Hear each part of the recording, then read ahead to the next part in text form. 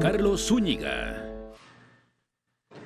Esta tarde nos acompañan en Mega Noticias a Debate Tamara Luego, fundadora de Acueducto, y Antonio Gutiérrez Marcos, miembro fundador de Ciudad Posible. Gracias, Tamara. Gracias, Antonio, por estar con nosotros esta tarde en Mega Noticias. Tamara, para poner en contexto a la audiencia, ¿qué es un lago? ¿Cómo se forma un lago? ¿De dónde viene el agua de un lago, Tamara? Gracias por la invitación. Me emociona mucho estar aquí hablando de este tema que tanto me apasiona. Y bueno, los lagos son formaciones, cuerpos de agua superficiales que pueden tener un origen natural, ya sea el punto último en el que derivan todas las aguas de una cuenca, tanto las precipitaciones, es decir, la lluvia, como todos los cauces de ríos, pequeños ríos, arroyos, etcétera. O pueden ser de formación, digamos, artificial, que en este caso son las presas, los embalses que hacemos los humanos para varios fines. Uno de ellos puede ser la generación de energía eléctrica, pero también el abastecimiento de agua para comunidades, incluso para recreación, de muchas otras formas. Y en la actualidad, como bien introduce este video, pues estamos viendo unas condiciones bastante críticas a lo largo y ancho de nuestro país. ¿Cuáles son los lagos más importantes de México, Antonio? Mira, la verdad es que estamos, ya decía Tamara, buenas tardes, sobre este tema, ¿no? La formación natural, y de la misma manera que se forma de manera natural, pues estamos viendo que nos los podemos acabar. En este caso, ya presentabas al inicio el problema grave que tienes, pues en Cuitzeo, en Chapala, en Pátzcuaro, pero podemos regresar incluso a los orígenes del Valle de México, ¿no? Donde tenemos, yo creo que menos de la milésima parte de los lagos que teníamos aquí, y todo por la actividad humana en una mala planeación, pero sobre todo una mala gestión de cuenca. Hoy gran parte de lo que estamos viviendo en el país viene de una mala gestión de cuenca, más allá del cambio climático, del calentamiento global, en fin, que podríamos decir, entre comillas, que no tenemos mucho que hacer, aunque la realidad es que somos los que hemos provocado justamente estos cambios. Mencionaban también en el previo la obligación, la necesidad de que mantengamos justamente estas fábricas de agua, ¿no? Tenemos que estar trabajando mucho para mantener los bosques, Juan Carlos, porque a final de cuentas lo que estamos viendo es producto de esta, en principio, falta de administración, falta de vigilancia en el aprovechamiento del agua, y también esta falta que tenemos de lluvias, producto de todo un abuso que se ha estado dando en la tala inmoderada de los bosques, la tala clandestina y la falta de acción por parte de la autoridad. Sí, Tamara, los lagos más importantes de México, ¿cuáles son? Sí, gracias. Como dijo Antonio, el lago de Chapala es un lago importantísimo. Bueno, dependiendo de la dimensión o de la relevancia que tiene en su territorio, bueno, por ahí va la cosa. Sí, estos lagos están afectados por la sequía también, Tamara, no únicamente por la extracción que hace el hombre del agua o la contaminación que ejerce sobre estos cuerpos de agua. Ahorita estamos pasando por una sequía extrema en varias zonas del país. Gran parte del territorio nacional está presentando algún grado de sequía, y obviamente pues los cuerpos de agua se reducen, comienzan a mermar, Tamara. La sequía los está impactando.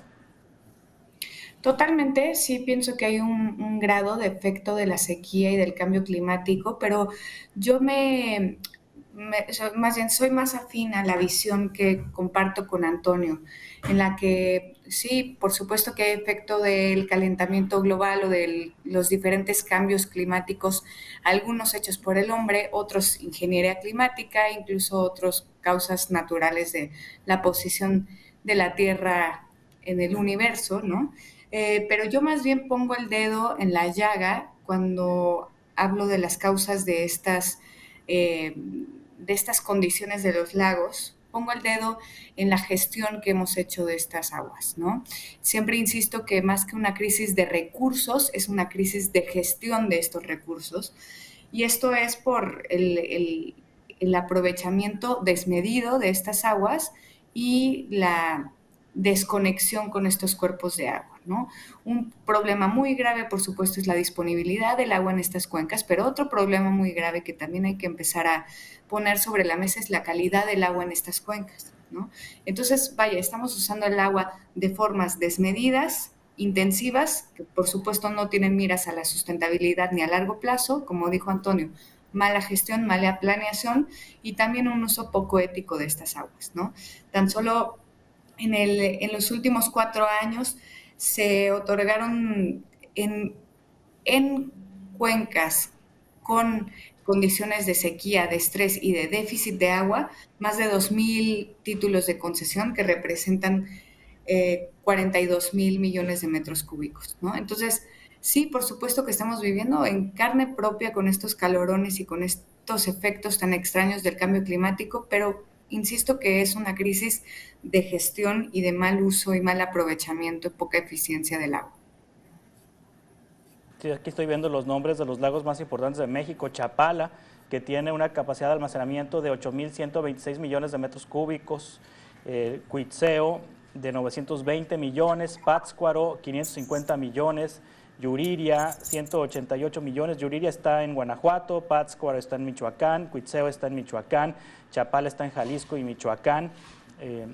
Catemaco en Veracruz, que tiene 454 millones de metros cúbicos de capacidad. Nabor Carrillo, en el Estado de México, con 12 millones de metros cúbicos. Y Tequesquitengo en Morelos, con 160 millones de metros cúbicos. Y el lago de Chapala es el más grande de los lagos, como bien apuntan ambos. Del agua de los lagos se extrae para consumo humano, Antonio.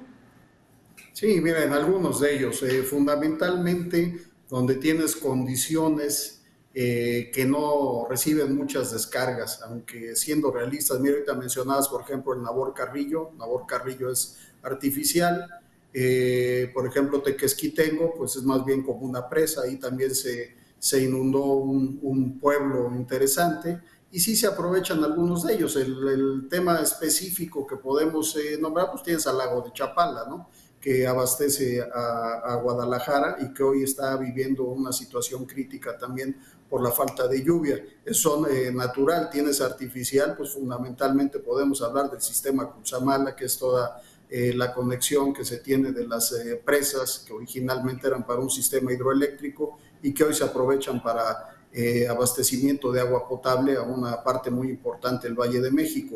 ¿Qué es lo que realmente marca la pauta? En principio se estudia la calidad, las posibilidades, la cercanía. Después viene en función de la gestión, cómo vas a hacer, o sea, preferiblemente no hacer este trasvase entre cuencas, aunque hay ocasiones como en el Cutzamala, que no tienes otra salida, ya tenemos un acuífero sobreexplotado y necesitas pegarle a las aguas superficiales, no hay otro tema. Pero yéndote a otros puntos, Juan Carlos, Tamara, tienes, por ejemplo, en el Valle de México el lago de Zumpango, que era un lago que en origen formaba parte de la naturalidad que existía en Valle de México. Se le hacen algunas modificaciones con los años, tienes un lago artificial y hoy está seco. O sea, realmente la gestión, la intervención del ser humano para buscar condiciones que le van favoreciendo temporalmente generan cambios en el clima, cambios en la temperatura, cambios en condiciones que a final de cuentas revertirlos cuesta mucho trabajo, Juan Carlos. O sea, sí se utilizan para agua potable, se utilizan para riego y se utilizan sobre todo o deberían de conservarse y restaurarse para conservar las condiciones, cuando menos lo más cercano a las originales del medio ambiente. Sí, estoy viendo aquí una nota de Infobae que reporta que el emblemático lago de Pátzcuaro, que se encuentra a 300 metros de la isla de Janitzio, la escasez de lluvia y el saqueo despiadado del agua han dejado al descubierto lechos antes sumergidos, lo que alguna vez fue un lugar de natación y pesca, ahora puede ser cruzado a pie en gran parte de su extensión, y adjuntan fotografías. Los miembros del Consejo Comunal denunciaron que el agua saqueada mediante pipas para cultivos irregulares y venta clandestina en comunidades vecinas alcanza precios exorbitantes de hasta 2,000 pesos. ¿A quién le toca, Tamara, vigilar que no haya extracciones ilegales de los lagos, como está ocurriendo en este que es uno de los más emblemáticos de nuestro país y que pues lo están secando? De entrada tiene que ver totalmente el gobierno federal al ser un cuerpo de agua nacional, ¿no? Entonces la vigilancia va por ahí a nivel federal, pero por supuesto que las autoridades locales y estatales tienen que encargarse de regular este tipo, bueno, no de regular, sino de controlar, vigilar y por supuesto emitir acciones preventivas y por supuesto para evitar que esto siga ocurriendo. Aunque yo también quisiera invitar a quienes nos escuchan a también ser parte de este cuidado del agua, ¿no? Y no pido que simplemente nos bañemos rápido, sino vigilemos el agua que usamos, que provenga de una fuente legítima de agua, ¿no? A veces las industrias, por facilidad o por cuestiones económicas, recurren a pipas. Estas pipas no necesariamente tienen toda la documentación y todos los permisos necesarios para proveer el servicio de transporte de agua, y caemos en un mercado negro o un mercado gris de agua de origen ilegítimo, ¿no? Entonces, creo que la responsabilidad recae en todos y en todas, recae en empresas, en instituciones, pero bueno, la vigilancia y por supuesto las consecuencias a estas malas prácticas tienen que venir desde el gobierno federal, y es el mismo gobierno federal que deberá de regular y replantearse la regulación actual para que estemos pues a la vanguardia de lo que nos exigen las condiciones que vivimos actualmente.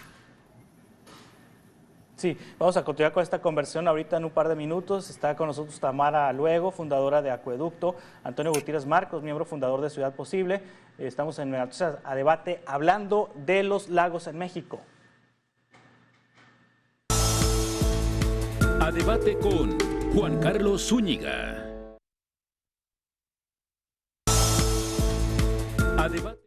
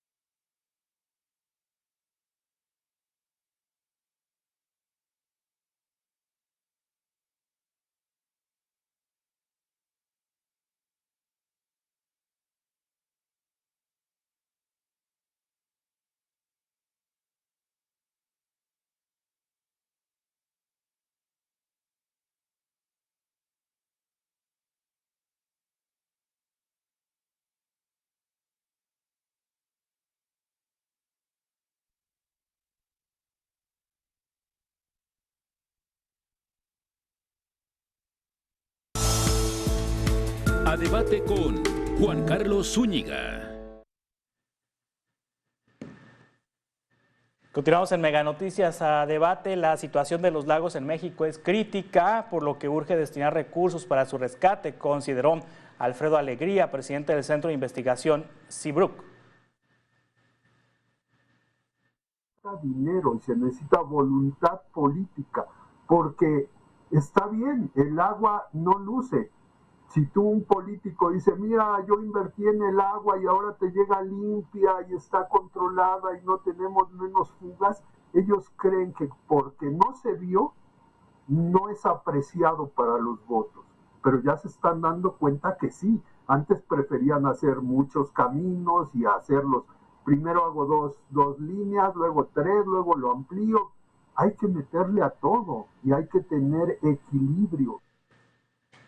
Estamos conversando con Tamara Luego, fundadora de Acueducto, Antonio Gutiérrez Marcos, miembro fundador de Ciudad Posible. Cuando, Antonio, el embalse, el nivel del agua baja en un lago y hay, como ocurre en el estado de Jalisco, el estado de Michoacán, hay partes ya completamente secas, hay fauna, hay flora afectada también. Mira, efectivamente la sequía, que es lo que origina generalmente y fundamentalmente este tipo de fenómenos, afecta pues obviamente a la fauna y a la flora. Tienes sobre todo las especies acuáticas que se ven afectadas directamente, pero tienes también pues toda la serie de mamíferos, aves que se abastecen de agua en estos lagos. Aquí lo interesante, creo yo, Juan Carlos, es toda esta serie de cambios que se van dando ambientalmente, y lo preocupante es la falta de actividad, la falta de presencia que se ha podido dar por parte del gobierno federal. Ya lo decía Tamara, efectivamente, todo esto es responsabilidad fundamental de la Comisión Nacional del Agua en principio, que es quien tiene que administrar las aguas nacionales. Ahí es donde se tiene que vigilar el que no haya extracciones ilegales, el que no haya huachicoleo del agua, el que conserves incluso los escurrimientos. O sea, cada descarga, cada tránsito que tú tienes de escurrimientos normalmente tiene ya un destinatario. Ya hay gente que tiene incluso títulos para cultivos, para usos agrícolas, ganaderos, en fin, todo lo que podamos considerar, incluso hasta industriales. Ahora bien, ¿dónde está el otro grave problema? Creo yo que las especies que normalmente tienes alrededor de todos estos cuerpos de agua empiezan a migrar. Unas mueren, obviamente, otras migran y te cambia por completo la dinámica incluso de crecimiento de lo que es la flora, de los pastos, de los arbustos, en fin, dejas de tener ya incluso hasta la presencia de insectos, ya no solo son de animales, pues de aves, mamíferos, ratas, ratones, lo que se te ocurra, conejos, ¿no? Esto va cambiando de una manera muy dinámica que genera problemas que obviamente modifican por completo todo el entorno y todo el comportamiento de estos ecosistemas. Sí, así como existen las presas, mediciones diarias por parte de la Comisión Nacional del Agua del almacenamiento, y hay un reporte diario del porcentaje de almacenamiento de las presas en nuestro país. También existen estos datos para los lagos. ¿Se está midiendo a diario qué almacenamiento tienen, Tamara? Sí, se puede consultar en datos abiertos de Semarnat y de la Comisión Nacional de Agua. Sí. Todo el mundo tenemos oportunidad de consultar estos datos de forma relativamente transparente y gratuita, y ahí podemos ir dando un seguimiento mucho más personal, más individual de cómo van estos cuerpos de agua. Regreso un poquito a un tema que me interesa mucho y donde creo que en temas de medición hay todavía un área de oportunidad, y es el tema de calidad de agua. Se tienen ciertos puntos de medición de la calidad de agua en estos cuerpos superficiales, que pueden ser embalses, presas o bien lagos, y yo creo que faltan no solamente muchas estaciones de monitoreo o puntos de monitoreo, sino también un intensivo refrescamiento tecnológico de estos puntos, ¿no? Que nos van a permitir no solamente comprender cómo está el volumen de las aguas, sino la salud de las aguas y del ecosistema que vive ahí, ¿no? O que es ello, ¿no? Y también refrescar la normativa que regula estos monitoreos, porque ya la tecnología permite hacer incluso monitoreos satelitales con una precisión muy importante y la normativa no lo permite, ¿no? Al igual que en muchas cosas del agua en México, la tecnología, más bien la normativa no está a la vanguardia tecnológica y es un área de oportunidad para México y por supuesto para los gobiernos que vienen. ¿Qué porcentaje traen ahorita de almacenamiento, de volumen, los lagos? Hay, por ejemplo, ahorita en algunas zonas del país que las presas están al 20, 30% de su capacidad. En el estado de Sonora, por ejemplo, están al 20% de su capacidad todo el sistema de presas y pues es una circunstancia que de no llover en los próximos meses puede meter en aprietos tanto al campo como para el consumo humano. Pero en el caso de los lagos, ¿se sabe el porcentaje de almacenamiento que en este momento tienen, Antonio? Hice una consulta, perdón. Adelante, A ver, sí, Andrés. Tamara. Hice Adelante, una consulta Tamara. justo antes de conectarnos a esta llamada de los cuerpos de agua superficiales en lo general, ¿no? Incluyen embalses y lagos Sí. y están en promedio al 35% de su capacidad.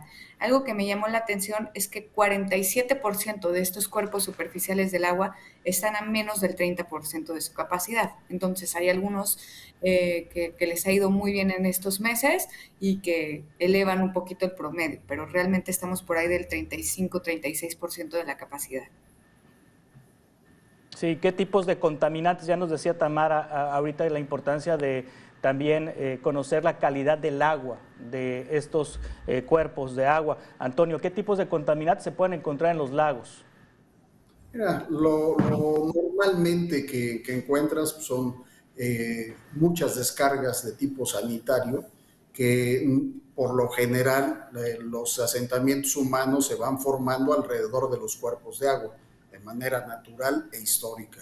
Ahora bien, tienes también todos los arrastres que vienen de los escurrimientos con todos los insecticidas, los fertilizantes, restos de alimentos. Hay una cantidad ya de granjas que tanto para cerdos, pollos, etcétera, que arrastran una serie de contaminantes que después cuesta trabajo tratarlos. No siempre las plantas de tratamiento o las plantas potabilizadoras, que es para lo que normalmente utilizas después el agua, tienen la capacidad o los procesos adecuados como para poder retirar todo este tipo de contaminantes. Te pongo el ejemplo del sistema Cutzamala, que hoy está al 29-28% de su volumen general.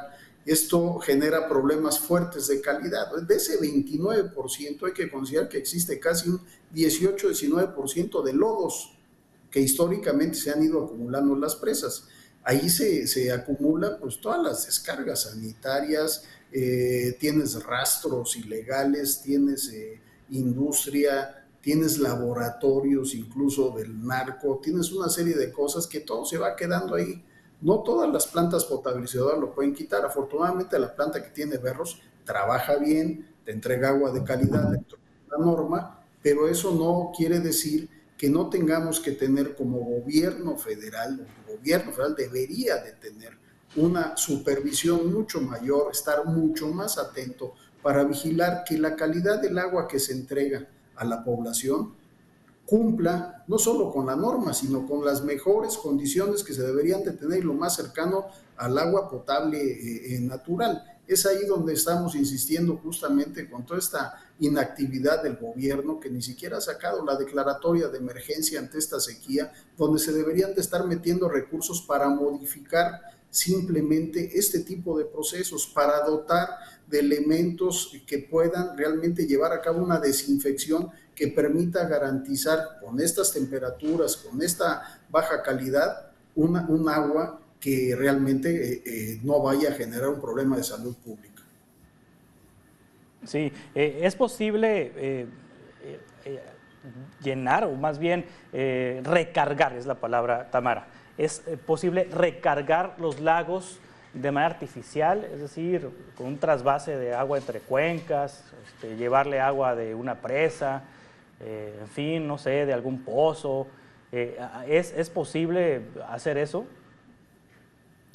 Es posible hacerlo y es una práctica, el trasvase es una práctica frecuente en nuestro país, pero me parece que estamos ya comenzando a ver la sustentabilidad desde una perspectiva mucho más integral y los trasvases, si bien dan sustento al abastecimiento de agua de diferentes centros poblacionales importantes y demás, no me parece que sea la práctica más sustentable a la que podemos acceder como país, ¿no?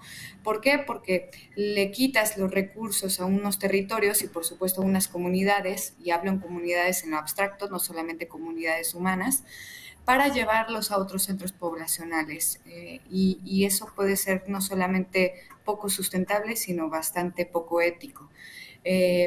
Extraer agua del acuífero para llenar los lagos tampoco me parece que sea la mejor respuesta, ya que, bueno, le quitas la integridad a los cuerpos de agua subterráneos y colocas esos volúmenes de agua en un espacio donde la evaporación natural va a permitir que la eficiencia de estos recursos sea mucho menos. Entonces, tanto como una recarga artificial, no creo que sea una opción tan viable. Lo que sí considero muy viable es que las aguas residuales que malamente lleguen a estos cuerpos de agua sean tratados, como decía Antonio, con la más alta calidad y con estándares probísimos para permitir que las aguas humanas o empleadas por los humanos que lleguen a estos cuerpos de agua tengan al menos la calidad para no afectar los cuerpos de agua, ¿no? Entonces, más que recargarla con fuentes naturales, yo pensaría en que las fuentes no naturales, las fuentes artificiales con la que llegan a los lagos o a los cuerpos de agua, tengan la suficiente calidad para no comprometer los ecosistemas. Sí, vamos a continuar con esta conversión en un par de minutos. Están con nosotros Tamara Luego, fundadora de Acueducto, Antonio Gutiérrez Marcos, miembro fundador de Ciudad Posible. Estamos en Mega Noticias a Debate hablando sobre los lagos en México. A Debate con Juan Carlos Zúñiga.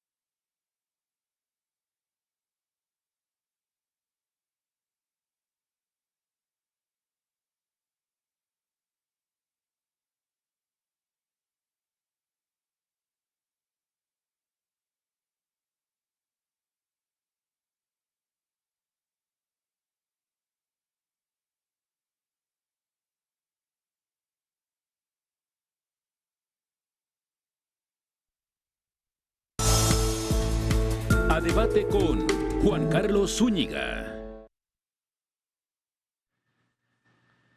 Continuamos en Mega Noticias a Debate. Nuestros mantos freáticos, ríos y bosques están deteriorados por la falta de agua. Pero, ¿cuál es el diagnóstico de los lagos? ¿Qué pasa con estos cuerpos cristalinos de agua que se están secando? Esto nos informó Juan Francisco Bustamante, presidente de la Asociación para la Correcta Hidratación Agua en México.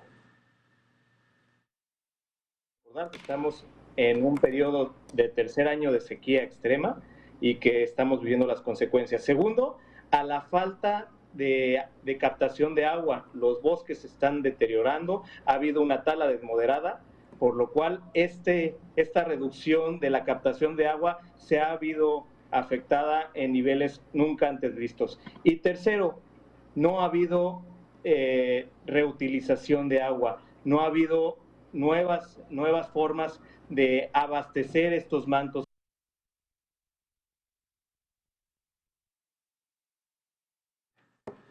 Continuamos con Tamara Luego, con Antonio Gutiérrez Marcos. Antonio, ¿hay prácticas internacionales, hay países que tengan buenas prácticas para la conservación de los lagos que pudieran ser tomadas como ejemplo? Y si conoce alguna práctica que nos las pueda compartir con la audiencia, Antonio. Mira, en Europa, en Asia, tienes temas donde se han recuperado ríos que originalmente estaban contaminados. Estuve participando de cerca, por ejemplo, en una ciudad al norte de España, en Bilbao, y ahí tienen justamente un tema de recuperación excelente de un río contaminado al 100, que hoy es una belleza. Sí se puede. ¿Qué podríamos hacer en México? Lo mismo, lo que decía Tamara, ahondando un poco más, hay que separar los drenajes, Juan Carlos. Hay que trabajar con drenajes pluviales, drenajes sanitarios, recuperar el agua de lluvia, tratar las aguas residuales para poder entonces llevarlas a estos cuerpos de agua que hoy lo necesitan. Efectivamente, no puedes quitar de la lupa las necesidades tan grandes que van teniendo cada vez más las poblaciones. Hay un consumo cada vez mayor. Tenemos que disminuir la demanda, incrementar el volumen de aguas tratadas, aprovechar más el agua de lluvia, conservar nuestras zonas de recarga, conservar los bosques, y esto todo se llama gestión de cuenca. O sea, necesitamos mejorar el aprovechamiento de los recursos que tenemos por cuenca. Si nosotros lográramos trasvasar o llevar a través de todos los canales que ya tenemos hoy para manejar el drenaje, y te pongo el ejemplo Valle de México, Lago de Guadalupe, Zumpango, la presa Concepción, la laguna de Jico, todo eso nos daría realmente la posibilidad de tener cuerpos de agua que podríamos entonces sí tratarlos para potabilizar y utilizar o reutilizar las aguas que en su momento fueron residuales, ya mezclados con agua de lluvia, que puedan mejorar las condiciones y entonces disminuir la sobreexplotación que estamos dando a los acuíferos a nivel nacional, no es un tema solo del Valle de México. Sí, Tamara, ¿hay recursos públicos suficientes para atender los lagos? ¿Hay presupuesto federal para ello, presupuesto estatal para ello? En términos generales, el sector del agua ha sido un sector muy desafortunado en temas presupuestales, ¿no? Hay recomendaciones, por ejemplo, del Banco Mundial, que las inversiones en temas de agua deberían de rondar el 2% del PIB de cada país. En México no solamente no llegamos a ese 2%, sino que si nos metemos a las entrañas del presupuesto de egresos y exploramos qué inversiones hay en agua en el país, nos damos cuenta que menos del 40% de los presupuestos asignados al sector del agua son realmente inversiones. El resto es la operación de la plantilla de las instituciones del agua o la operación de la infraestructura existente, y menos del 40% representa inversiones en el mejoramiento, ampliación de la infraestructura existente o en infraestructura nueva. Entonces, desafortunadamente nos encontramos con una falta de presupuesto que creo que tiene sus raíces en una desconsideración de políticas públicas, de instituciones públicas del agua y del medio ambiente, ¿no? Y un desfortalecimiento institucional bastante robusto que ha visto en caída el presupuesto asignado a estas instituciones. Entonces, puntualmente para el tema de cuerpos de agua superficiales no tengo el dato, pero sí es algo que puedo ver en todos los aspectos del agua en México en temas presupuestales. Sí, está en el radar de las candidatas y el candidato presidencial el tema del agua en general, Antonio, y particularmente lo que está ocurriendo con lagos y con ríos? Desde luego que existe. Yo creo que el agua se ha convertido en un tema fundamental. De hecho, está en las carteras de las propuestas. Todos traen un tema muy importante del agua. Aquí estamos viendo, por ejemplo, con la candidata Xóchitl, que está haciendo propuestas justamente para estos temas: incrementar la inversión en el tratamiento, mejorar la recuperación de aguas de lluvia, la modernización de los distritos de riego, de las unidades de riego, el intercambio de aguas como ya se hace en algún distrito en Aguascalientes, mejorar, pero yo creo que en general los candidatos lo traen. Ahora, ¿por qué no se invierte en los cuerpos de agua? Normalmente, porque solo lo debe hacer la Federación, es un cuerpo de agua nacional. O sea, los estados, los municipios se circunscriben a la operación de los organismos operadores municipales y las comisiones estatales. Y normalmente lo que sucede, Juan Carlos, Tamara, es que los recursos que ingresan por esa operación, por darle servicio de dotación de agua, manejo de drenaje, saneamiento, etcétera, se destinan para otro tema. Y siguen siendo los organismos operadores la caja chica de los municipios, del presidente municipal en turno, y en el mejor de los casos una agencia empleadora del partido en el poder. Esa es una triste realidad que no ha permitido que los ingresos que se tienen en los organismos operadores, en las instituciones que dan servicio de agua, sean nuevamente regresados para mejorar la infraestructura, para dar mantenimiento a lo existente o para crear o generar infraestructura nueva.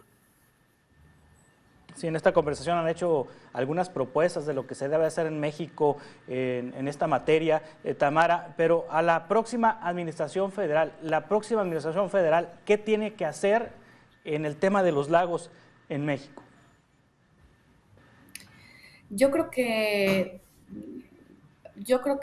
acercarse al tema con un enfoque que descentralice las atribuciones, que le permita a las cuencas tener una mejor gestión de adentro hacia afuera y que le permite a cada una de las cuencas abordar sus problemáticas de una forma totalmente localizada y centrada en las problemáticas de cada una de ellas. Ese es el primer punto. Como segundo punto, yo pondría revalorar las soluciones basadas en la naturaleza que permitirán a muchos cuerpos de agua regresar a sus condiciones de salud y de integridad a través de esquemas poco convencionales, pero sí de bajo costo y de gran eficiencia, ¿no? Entonces eso va a permitir a muchos sitios restaurar sus territorios de una forma muy accesible para ellos.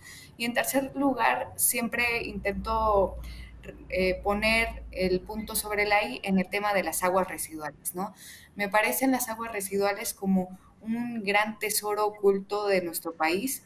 Yo pienso que en las aguas residuales tenemos el tesoro de la información, el tesoro de la infraestructura, de la energía y el tesoro de las aguas, que continúan teniendo un enormísimo valor, ¿no?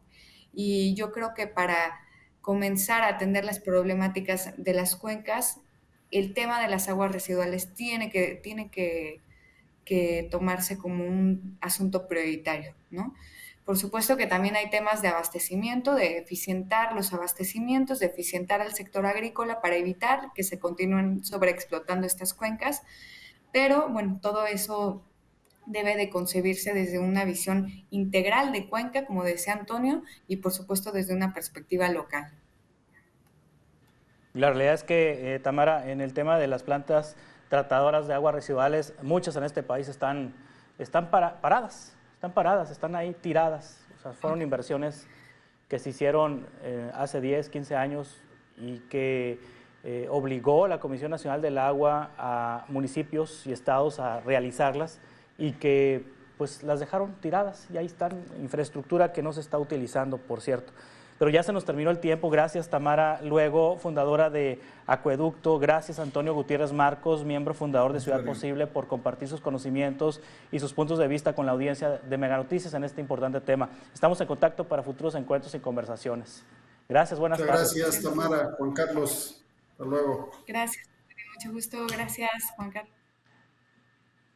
Igualmente, de esta manera concluimos este espacio. Le dejo con un análisis sobre las relaciones internacionales México, Estados Unidos, y le invito a que el próximo lunes coincidamos aquí a las 5:10. Gracias, buenas tardes. Descubre México. Una de las grandes formaciones rocosas de la naturaleza se encuentra en Peña de Bernal, un pueblo mágico lleno de belleza y que se localiza a poco tiempo de la ciudad de Querétaro. Esta obra de arte natural nació de un volcán que perdió su fuerza y al apagarse moldeó este gran bloque. Gracias, Roxy.